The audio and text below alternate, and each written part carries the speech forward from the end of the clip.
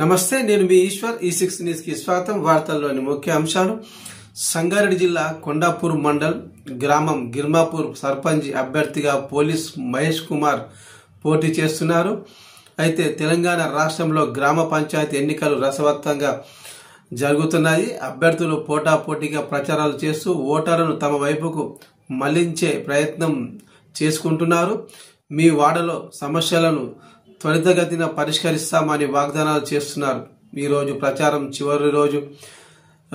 చివరి రోజు కావడంతో మన E6 న్యూస్ ఛానల్ ప్రతినిధి కమలాకర్ రాజు గిర్మాపూర్ సర్పంచ్ను కలిసి గ్రామ అభివృద్ధి గురించి అడిగి తెలుసుకున్నారు. ఆ విజువల్స్ ఒకసారి చూద్దాం.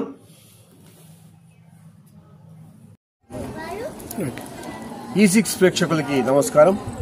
ఈరోజు పంచాయతీ ఎలక్షన్స్ లో భాగంగా కొండాపూర్ మండల్ సంగారెడ్డి జిల్లా గిర్మాపూర్ అనే విలేజ్ కి మనం వచ్చున్నాము. ఇక్కడ సర్పంచ్ గా పోటీ చేస్తున్న అభ్యర్థిని కలవాలని వస్తున్నాము.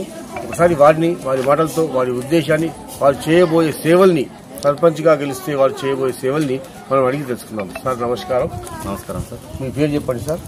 నా పేరు police Mahesh Kumar sir. Police Mahesh Kumar గారు ఎంతవరకు చదువుకున్నారు మీరు? BSc బీఎడ్ కంప్లీట్ చేశాను సార్. చాలా ఎడ్యుకేటెడ్ అనమాట.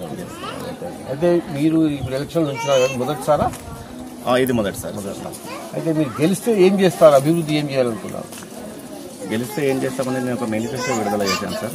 నేను గెలిస్తే చేయడం అనే తర్వాత పక్కన పెడితే, నేను ఒక 2 సంవత్సరాల నుంచి ప్రజల్లో వెళ్ళేసి నా సొంత నిధులతో చాలా పనులు చేసుకుంటూ వచ్చాను. ఆ యొక్క ప్రతిఫలం అనేది నాకు ఇప్పుడు కనిపిస్తూ ఉంది. కాబట్టి నాకు ముందు కూడా అవకాశం ఇస్తే ఏమేమి చేస్తానని చెప్పేసి ఒక మేనిఫెస్టో విడుదల చేశాను. అందులో మొదటిది వచ్చేసి మన గ్రామంలో త్రాగునీటి ఉచితం అనేది ఒక మేనిఫెస్టోలో నాది ఫస్ట్ అంశం. అది ఖచ్చితంగా నేను ఒకవేళ 100% నేను గెలుస్తున్నాను. 11వ తారీఖు నాడు ఎలక్షన్స్ అయిపోయిన తర్వాత రిజల్ట్ రాగానే 12వ తారీఖు నాడే అది అమలు చేయబోతున్నాను నేను. ఇప్పుడు మీకు ఇక్కడ ఎన్ని వార్డులు ఉన్నాయి? ఎంతమంది ఓటర్లు ఉన్నారు? ఇక్కడ వచ్చేసి 8 వార్డులు ఉన్నాయి సార్. ఒక వార్డులో వచ్చేసి 85 నుంచి 90 ఓట్ల వరకు ఉన్నాయి. ఓవరాల్గా 670 ఓట్లు ఉన్నాయి. 670 ఓట్లు. మీరు గెలిస్తే మేనిఫెస్టో ఏమైనా వస్తాం మా వీడియో ద్వారా అందరికీ తెలియజేయాల్సిన. మేనిఫెస్టోలో ఫస్ట్ అంశం దాకా మీకు చెప్పింది త్రాగునీటి పథకం. తర్వాత వచ్చేసి యూత్ అందరు కలిసి నాకు ఛత్రపతి శివాజీ మహారాజు విగ్రహం అడిగారు. అది కూడా చెప్పడానికి రెడీ అయ్యాను. మళ్ళీ ఇంకొంతమంది ఏమన్నారంటే అన్ని ఊళ్ళలో ఉన్నాయి వైకుంఠ రథం, అదొకటి ఏర్పాటు చేస్తున్నారు. అది కూడా ఏర్పాటు చేస్తున్నాను.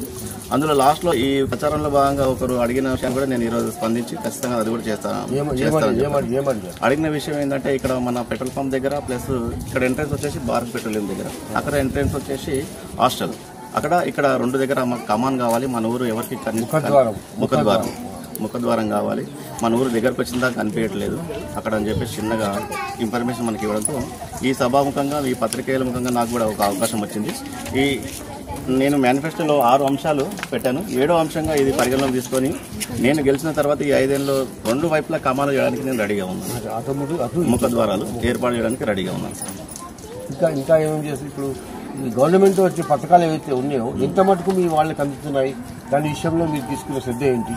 గవర్నమెంట్ పథకాలు ఏంటంటే, ఇదివరకు కొన్ని రాజకీయ పార్టీలకు అతీతంగా జరగకుండా ఎవరైతే రాజకీయాలకు దగ్గర ఉండి వాళ్ళకు తిరిగేటోళ్ళకే ఉండేటి, అసలైన వాళ్ళకి అందలేకుండా ఉండే. నేను వచ్చిన తర్వాత అట్లాంటి రాజకీయాలకు అతీతంగా ఎవరైతే అర్హులో వాళ్ళకి 100% చేయడానికి నేను రెడీగా ఉన్నాను సార్. ఇప్పుడు రేషన్ కార్డు కానివ్వండి, రేషన్ కార్డు కానీ, ఇందిరామ ఇల్లు కానీ, అది ఏదైనా సరే ఖచ్చితంగా ఒక వ్యక్తికి అర్హత ఉంది అంటే నేను ఖచ్చితంగా దానికోసం ఎంత దూరమైనా పోరాడతా. ఆ సమస్య మూలాల వరకు వెళ్ళి వాళ్ళకి తీసుకొస్తాను. ఇంకో విషయం ఏంటంటే, ముఖ్యంగా ఈ నిరుద్యోగం ఏదైతే ఉందో చాలా మంది పిల్లలు పల్లెటూరులో చదువుకున్న వాళ్ళు డిగ్రీ చేసిన వాళ్ళు ఉన్నారు. వాళ్ళందరికీ మీరు ఏమి చేస్తారు? ఏంటంటే, మన గిర్మాపురంలో మా విషయం కోసం మాట్లాడుతున్నాం. మా గిర్మాపురం ఏంటో రాజకీయం అనేది ఏంటంటే, అది ఏదో మురికి కాలువలు అందులోకి పోవద్దు అనేది బాగా భయప్రాంతాలకు గురి చేసి ఏ యువత కూడా పైకి రాకుండా ఇన్ని రోజులు జరిగి ఉండే. ఇప్పుడు నేను వచ్చిన తర్వాత అది కాదు సమస్య పోయి యువకులు ముందుకు ఉంటే యువకులు అప్డేటెడ్గా ఆలోచిస్తారు.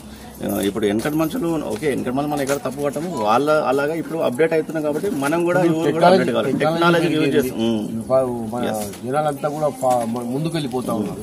దాన్ని బట్టి చెప్పాను. ఆ టెక్నాలజీ పరంగా కూడా ముందుకు రావాలంటే యువత అనేది ముందుకు రావాలనే ఆదర్శంతో ముందుకు వచ్చాను సార్. నేను అందరికీ ఆదర్శంగా ఉండాలని కోరుకుంటున్నాను. ఇప్పుడు ఈ మా పత్రిక ద్వారా మీరు ప్రజలకు ఏం కోరుకుంటున్నారు? మీ గుర్తు ఏంటి?